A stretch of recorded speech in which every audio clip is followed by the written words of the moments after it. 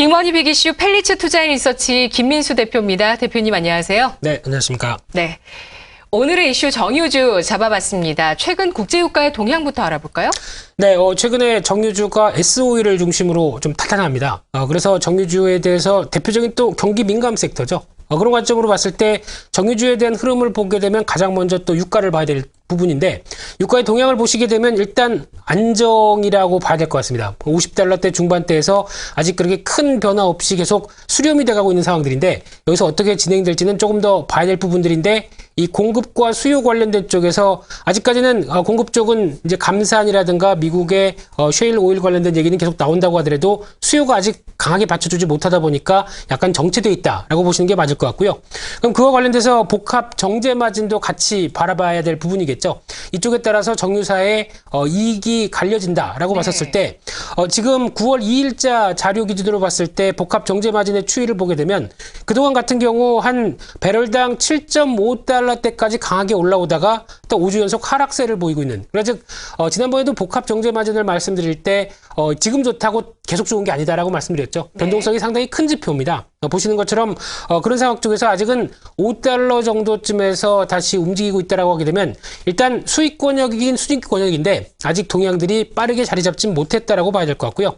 근데 좀 세부적으로 보게 되면은 여기서 이 벙커 CU는 하락을 하는데 관련된 정제 마진 관련된 쪽에서 하락을 하는데 휘발유와 경유는 상당히 그래도 견조하다. 이렇게 바라볼 수 있는 상황들인데요.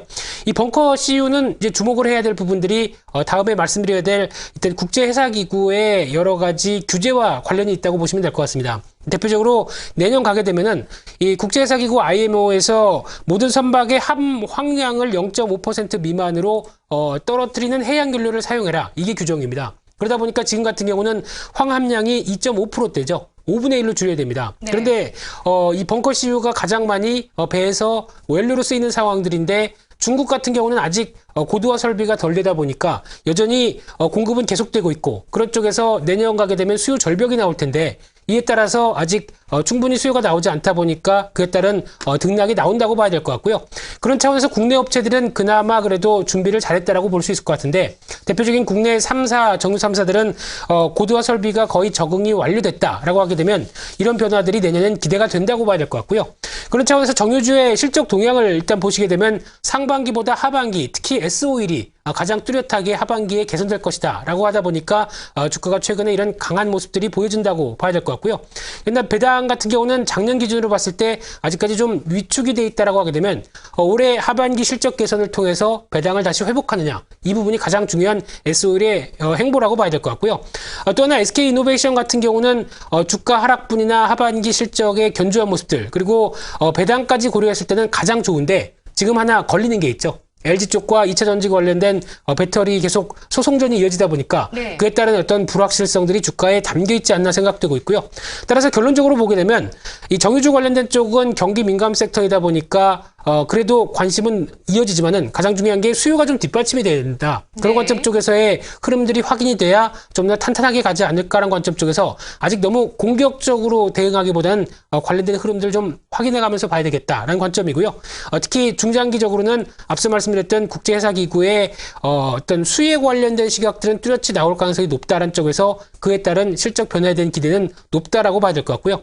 또 하나 말씀드리게 되면 이제 배당을 계속 그대로 줄 수 있을 정도의 실적을 하반기에 보여줄 수 있을지 특히 이쪽은 아무래도 정제 마진과 가장 연결될 수 있는 부분이기 때문에 정제 마진 챙겨보면서 배당주를 노리시는 분들 같은 경우는 이에 정유주도 하나의 흐름으로 생각하시면서 보시는 게 좋겠다. 이렇게 말씀드리겠습니다. 네, 배당도 실적도 정제 마진의 개선세가 지속되어야 한다라는 말씀이신데요. IMO 네. 2020 관련해서는 정유주가 수혜인가요? 어떤 포인트가 중요할까요? 지금 그쪽으로 네. 봤을 때 앞서 말씀드린 것처럼 다른 국가 쪽에서는 준비가 아직 덜 된 상황 쪽에서 국내 업체들이 먼저 설비 적응이 완료됐다라고 하게 되면 수혜라고 봐야 되겠죠. 그런 쪽에서 이어지는 어떤 저황유에 대한 여러 가지 시각들이 내년의 실적을 드라이브할 수는 있겠다라고 보여지고 있는데 마찬가지로 정제 마진의 또 추이도 같이 확인하면서 적어도 한 4달러, 5달러대의 가장 어떤 기준이 되는 그런 흐름들을 유지를 시켜서 BEP를 넘기는 모습들이 계속 확인이 돼야 그래도 실적에 대한 기대감이 높다. 이렇게 봐야 될 것 같습니다.